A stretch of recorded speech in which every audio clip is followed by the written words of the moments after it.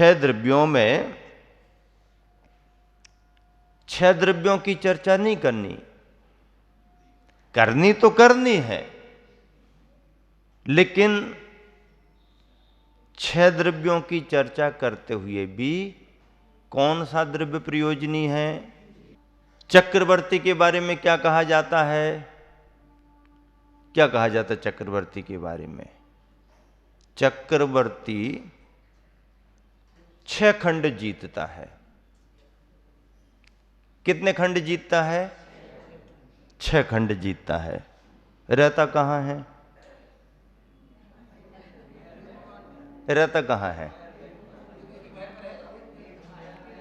धीरे धीरे कम करो, एकदम डायरेक्ट ही मत करो। चक्रवर्ती 6 खंड जीतता है, लेकिन रहता तो आरी खंड में है।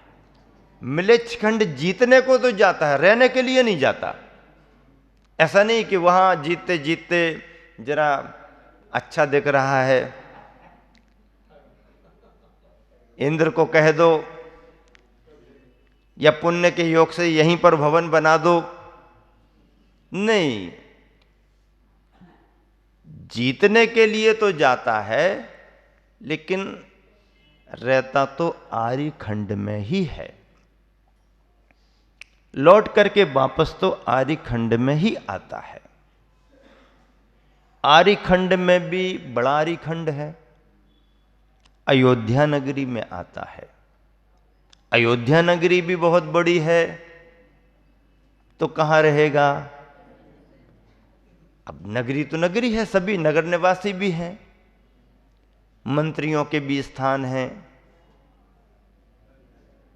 ज्योतिषियों के स्थान होंगे, सभी के होंगे। रहेगा अपने महल में। उसका अपना महल भी कोई छोटा मोटा थोड़ी है। कितने फ्लैट का है? फ्लैट ही तो कहेंगे ना, खंड कहो चाहे फ्लैट कहो एक ही तो बात है। कितने खंड का? 84 खंड का। तो 84 खंड का महल है, तो सभी खंडों में थोड़ी रह पाता। राष्ट्रपति को इतने सारे रूम सब राष्ट्रपति भवन में है, तब सभी में थोड़ी रहेगा। वो तो सिक्योरिटी के हिसाब से जो सुनिश्चित हो गया, यहां रहना यहां रहना यहां रहना रहेगा।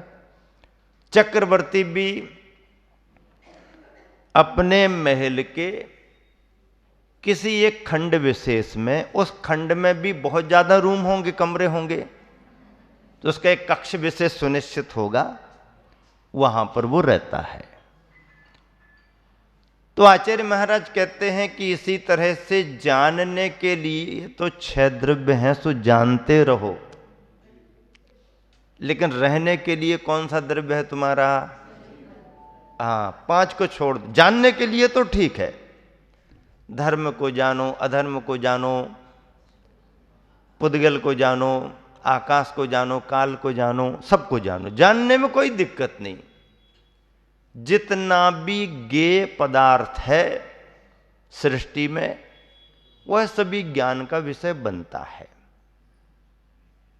ज्ञान का विषय बने, कोई दिक्कत नहीं, लेकिन रहना कहां है? तय तो करो, कहां रहना है? अपने में रहना है। अपने का मतलब है जीव द्रव्य में रहना है। जीव द्रव्य भी बहुत हैं, तो दूसरे के उसमें जाकर के फ्लैट में जाके नहीं रहना।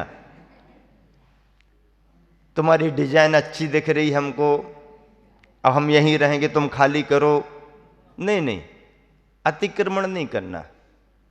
अतिक्रमण करोगे तो गड़बड़ हो जाएगा। जो तुम्हारा है उसमें रहो। दूसरे की जगह में रहना अतिक्रमण माना जाता है, और अतिक्रमण यदि कोई करता है तो फिर आचार्य महाराज कहते हैं उसको प्रतिक्रमण जरूर करना पड़ेगा। अतिक्रमण ठीक नहीं, अतिक्रमण हमेशा अपराध माना जाता है। अतिक्रमण क्या माना जाता है? एक देश दूसरे देश की सीमा को दबाना चाहे तो भैया अनधिकृत चेष्टा मत करो। क्या? हाँ, हम ना किसी को दबाते हैं और ना हम किसी से हाँ, ना किसी से और ना किसी का दबाते भी नहीं है, किसी को दबाने भी नहीं देते, किसी को दबाते भी नहीं है, किसी से दबते भी नहीं है। अपने अपने में रहो, तुम्हारा जितना है उतना, हमारा जितना उतना। युग के आदि में भरत ने बहुत बड़ी गलती कर दी थी। किस भरत ने कर दी थी? चक्रवर्ती भरत ने। पिताजी ने दिया, बड़े को बड़े के हिसाब से दे दिया, छोटे को छोटे के हिसाब से दे दिया। जब छोटे के हिसाब से थोड़ा सा मिला तो बाहुबली ने नहीं कहा कि हमको और ज्यादा दो, बराबर बराबर दो, ये भी नहीं कहा। जो दे दिया पिताजी ने, ठीक है। चाहते बाहुबली तो कह देते कि नहीं, अयोध्या को ही आदि आदि करो। हमको पोधनपुर क्यों भेज रहे? नहीं, जहां पर हम रहे हैं, जहां पर खेले हैं, उसी को आधा आधा हिस्सा करो। हम पोधनपुर क्यों जाएं? कह सकते थे, लेकिन बाहुबली ने नहीं, जो पिताजी ने दिया, उन्हें पोधनपुर का राजा बना दिया, इन्हें अयोध्या का बना दिया। ठीक है। अब जब बड़े हो गए भरत और चक्र रत्न आ गया और घूम घाम करके जब अयोध्या में नहीं जा रहा तो मालूम चल गया क्यों नहीं जा रहा। तो क्यों नहीं जा रहा तो कहानी शुरू हो गई। अपना अपना समारोह, कहीं किसी को दिक्कत नहीं। हमारा बड़ा कब कहलाएगा? जब तुम्हारा भी मिलेगा। तो फिर शुरू में ही तो गलत हो गया ना। अब मंगलाचरण ही गलत हो गया तो बाकी व्याख्या और पुराण में तो लड़ने झगड़ने वाले हर जगह मिलेंगे।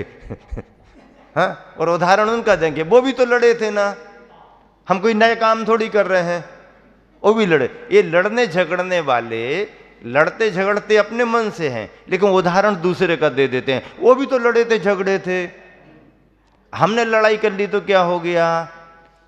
अच्छी बात है। वो भी लड़े झगड़े थे, तुमने लड़ झगड़ लिया, कोई बात नहीं। लड़ने झगड़ने के बाद उनने दीक्षा ली थी, तुम दीक्षा क्यों नहीं ले रहे हैं? अभी फैसला नहीं हुआ है। इनका कहना फैसला नहीं हुआ, बिहार किसकी जीत किसकी, फैसला नहीं हुआ, इसलिए अभी कुछ नहीं। नहीं, ऐसा नहीं। ऐसा इसलिए नहीं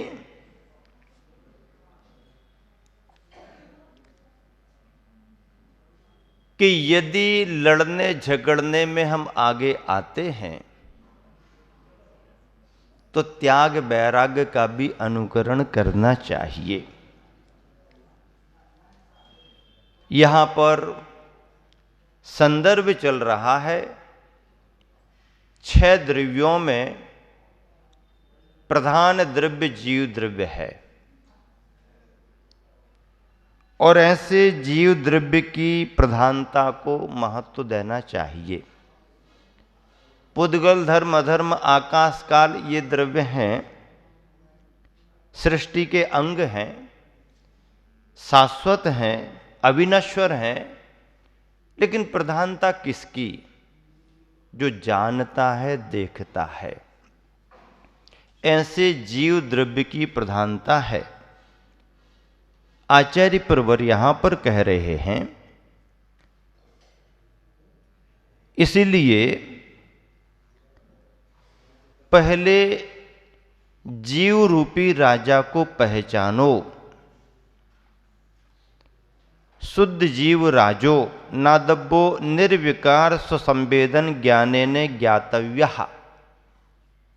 हां, निर्विकार स्वसंवेदन रूप उस जीव रूपी राजा को पहचानो, उसके स्वरूप को पहचानो। आप उसका संवेदन कर पा रहे कि नहीं कर पा रहे ये बात अलग है, पर जीव शुद्ध स्वरूपी है। जीव के शुद्ध स्वरूप में कर्म, नौकर्म और किसी तरह के भी राग द्वेष का संबंध नहीं। ये जीव का वास्तविक शुद्ध स्वरूप है। जीव के शुद्ध स्वरूप में भाव कर्म के रूप में राग द्वेष का भी संबंध नहीं, द्रव्य कर्म के रूप में ज्ञानावरणादि कर्मों का भी संबंध नहीं, और शरीर आदि नौ कर्म का तो संबंध है ही नहीं। किसमें? जीव के शुद्ध स्वरूप में। लेकिन जो जीव संसार अवस्था में चार गतियों में परिभ्रमण कर रहा है, परिनमन कर रहा है, वह अवस्था जीव की अशुद्ध अवस्था है। जीव अपने शुद्ध स्वभाव में परिणमन संसार अवस्था में नहीं करता। शुद्ध अवस्था को प्राप्त कर सकता है, ये बात अलग है, पर अभी अशुद्ध अवस्था में परिणमन कर रहा है। परिणमन तो अशुद्ध अवस्था का है, पर उस अशुद्ध अवस्था में भी हमें अपना श्रद्धांत तो जीव के स्वरूप में शुद्धता का बनाना पड़ेगा। जो आकार प्रकार दिखाई दे रहे हैं ये जीव का स्वरूप नहीं है, ये श्रद्धान बनाना पड़ेगा। ये जीव की संसार अवस्थाएं हैं, और जीव शुद्धता में संसार की सभी अवस्थाओं से परे है, निराकार है। उसका कोई ऐसा चार गतियों रूप आकार नहीं है। कर्म से जीव पृथक स्वरूपी है, ये बात अलग है कि अभी संसार दशा में कर्म से बंधा हुआ है। ऐसे जीव रूपी राजा को पहचानो, निर्विकार स्वसंवेदन ज्ञानेन ज्ञातव्यः तह्य तथैव सद्दहे दब्बो अयम ये वो नित्यानंदयिक स्वभावो रागादि रहता शुद्धात्मा इति निश्चेतव्यः। और नित्यानंद एक स्वभाव रूपी रागादि से रहित शुद्धात्मा है, ऐसा उसका निश्चय करो, उसका निर्णय करो, फिर उसी के अनुसार अनुचरितव्यो अनुचरितव्यश्च निर्विकल्प समाधि नाम अनुभवनीय। अनुचरितव्य का मतलब क्या? निर्विकल्प समाधि को प्राप्त करते हुए उसका अनुभव करो। ये सिद्धांत की बात है। उदाहरण की बात केवल इतनी पकड़ना कि जैसे कोई धनहीन व्यक्ति धन की अपेक्षा रख करके किसी अपरिचित नगर में जाता है, तो सबसे पहले वह वहां पर यह जानकारी लेता है किस नगर का प्रधान कौन है, मुखिया कौन है, क्योंकि उसे अपना काम बनाना है। जानकारी ले लेता है, नाम मिल जाता है, इस नगर का प्रधान ये है, राजा ये है। तो जानकारी लेकर के उस पर भरोसा पहले करता है। यदि वह उस पर भरोसा विश्वास नहीं करे तो काम उसका कैसे बनेगा? कहीं पर भी हो, बिना भरोसे के काम होता नहीं, बिना श्रद्धा के काम होता नहीं। मैं बार बार कहा करता हूं कि श्रद्धा के बिना कभी कोई कार्य संभव ही नहीं। श्रद्धा के बगैर, विश्वास के बगैर कभी कोई कार्य संभव ही नहीं। और श्रद्धालु के लिए दुनिया का कोई भी कार्य असंभव नहीं। विश्वास, भरोसे से काम होता है। सेठ नौकर पर विश्वास करता है, नौकर सेठ पर विश्वास करता है। बड़ा अधिकारी छोटे अधिकारी पर विश्वास करता है, छोटे अधिकारी को बड़े पर विश्वास करके चलना पड़ता है। पिता पुत्र, पुत्र पिता, परिवार में सारा काम विश्वास से है। विश्वास पहला कदम है। जानकारी हमने ले ली और विश्वास नहीं जमा। मरीज का डॉक्टर पर विश्वास ना जमे, डॉक्टर मरीज पर भरोसा ना कर पाए, काम नहीं बनेगा। श्रद्धान, विश्वास करना पड़ता है। सामान्य स्वरूप की जानकारी लेकर के उस पर भरोसा करना पड़ता है। फिर उसकी संपूर्ण विशेषताओं को जानना पड़ता है, संपूर्ण जानकारियां लेना पड़ती हैं, विस्तृत ज्ञान प्राप्त करना पड़ता है, उसका भरोसा करके फिर उसकी विशेषताओं को समझना पड़ता है। फिर जब अपना काम बनाना है तो उस प्रधान प्रमुख व्यक्ति के लिए हमें वह कैसे संतुष्ट होगा वैसे उसकी सेवा करना पड़ती है, सहयोग करना पड़ता है। फिर वह हमारी सेवा से, सहयोग से प्रसन्न हो जाता है, और जब प्रसन्न हो जाता है तो फिर हमारा काम बना देता है। इसी तरह से 6 द्रव्यों के बीच में, 7 तत्वों के बीच में प्रधान तत्व, प्रधान द्रव्य, जीव द्रव्य को पहचानो और उसकी विशेषताओं का ज्ञान करके फिर अपने जीव रूपी राजा को प्रसन्न करने का उपाय करो। इससे क्या होगा? बाहर वाले को धन की प्राप्ति होती है तो मोक्ष कामेन, तुम्हारे लिए जो मोक्ष की इच्छा तुम्हारे मन में है, मोक्ष की प्राप्ति तुम्हारे लिए होगी। इस तरह से मोक्षार्थी नाम पुरुषेण इति दृष्टांताः।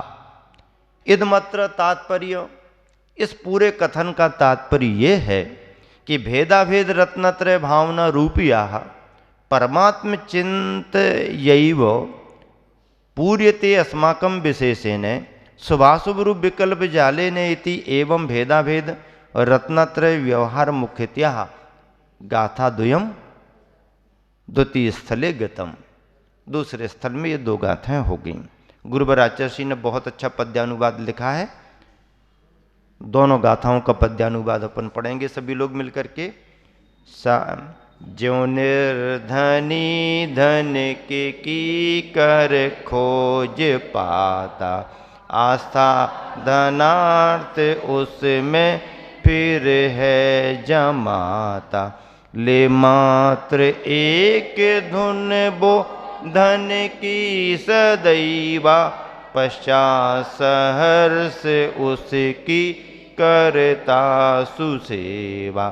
भाई इसी तरह आत्म गवेषणा हो, सदा समेत उसको फिर देखना हो। चारित्र भी तदनुसार सुधारना हो, ध्यातव्य मात्र मन में शिव कामना हो। बहुत सरल अर्थ है। आप सभी को शब्दों के माध्यम से दोनों गाथाओं का पद्यानुवाद में भाव प्राप्त हो गया है। समय आपका हो गया है।